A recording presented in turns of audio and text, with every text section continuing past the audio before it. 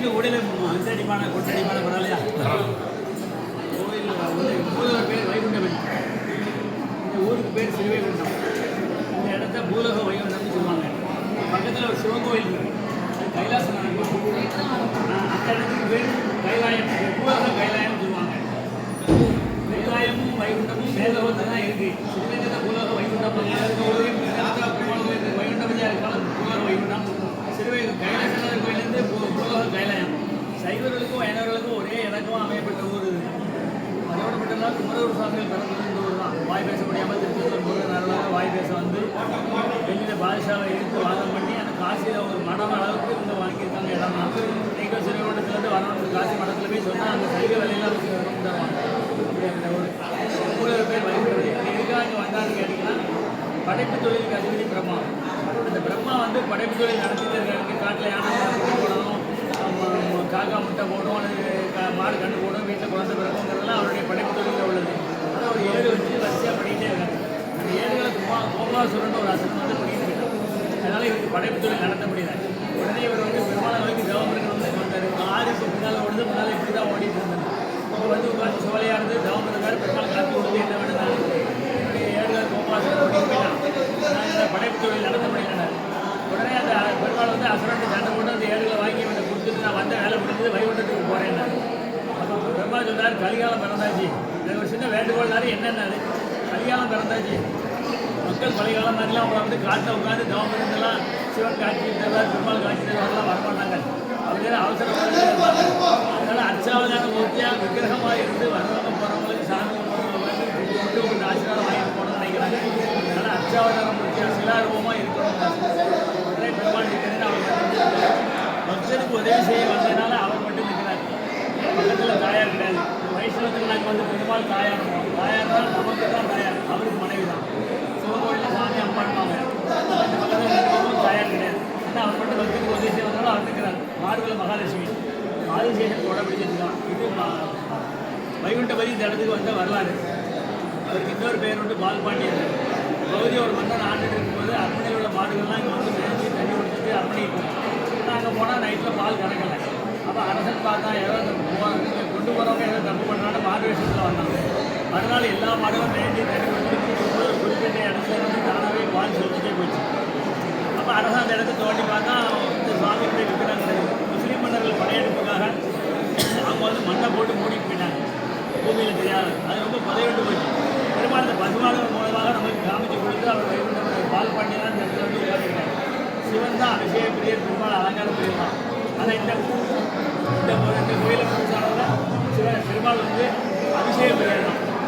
ஏன்னா 108 விதேசங்களில் எங்கேயுமே பெருமாளுக்கு பால் விஷயம்லாம் கிடையாது. இந்த ஒரு கோயிலை மட்டும் நமக்கு ஏதாவது பிரார்த்தனை ஒரு வேண்டுதல் இருந்தால் பொண்ணு கல்யாணம் ஆகணும், பையனுக்கு வேலை அடிக்கணும், அல்லது குழந்தைகள் நல்ல படிப்பில் வரணும்னா பெருமாள் வேண்டிக்கலாம், பால் வாங்கிக்கலாம். பொண்ணு நீங்கள் எந்த நட்சத்திரம் என்னன்னாலும் சொல்லிட்டு அங்கே அதுக்கு ஏற்பாடு பண்ணலாம், அதை வாங்கி கொடுவாங்க. அப்படியே இல்லைனாலும் நீங்கள் வர அன்னைக்கு மொத்தமாக உங்களுக்கு சொல்லி வச்சா உங்கள் கையாலேயே பாலை கொடுக்கணும். பாலை விஷயம் டெய்லி நடக்கும். அதுக்கப்புறம் பக்கத்தில் ஒரு சந்தன இருந்தவங்க பார்த்துருக்கீங்க. அதனால் இப்போ உள்ள போகும்போது பார்த்தேன் சந்தன இருந்ததும் இருக்கும், ஒரு கிரீடம் இருக்கும். சந்தன கிரீடம்னால சாமி சட்டத்துக்கு இருந்த கிரீடம் வாங்கினா தான் அது நாளடைவில் கொஞ்சம் பின்னப்பட்டு போச்சுன்னொடனே சாமியில போய் அதை பிரிக்கணும்னு உத்தரவு கேட்டாங்க.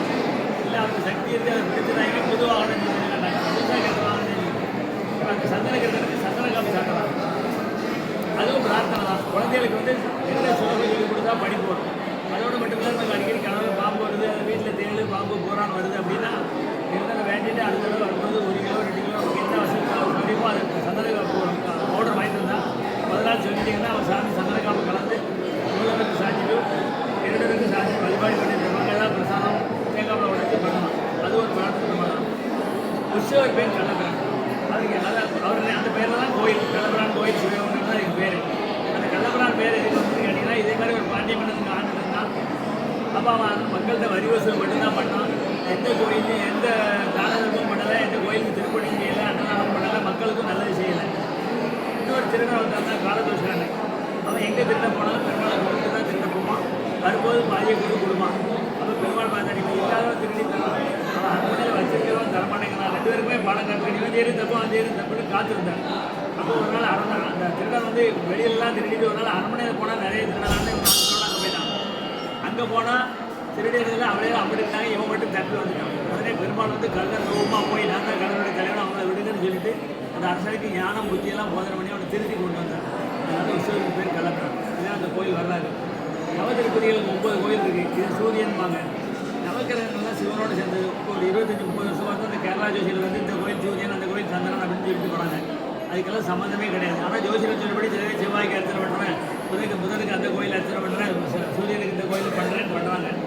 ஏற்கனவே பெருமாள் இருக்கார், இவங்க பண்ணுற அர்ச்சனைக்கு அவருக்கு வந்து பலன் கிடைக்கும். நவக்கிரகங்கிற அர்த்தத்தில் இல்லை, இந்த பெருமாள் இருக்கிறனால பலன் கிடைக்கும். ஆனால் இந்த கோயில் மட்டும் இயற்கையாகவே சூரியனுக்கு ஆரம்ப காலத்திலே சம்மந்தப்பட்டது. அது எப்படின்னு கேட்டிங்கன்னா, நீங்கள் வரும்போது இதில் ஒரு கிரீடம் இருக்கா, இந்த கிரீடம் சுத்தமாக இருக்குது. வாசலேருந்து பார்த்தா மூலஸ்தானம் தெரியும்.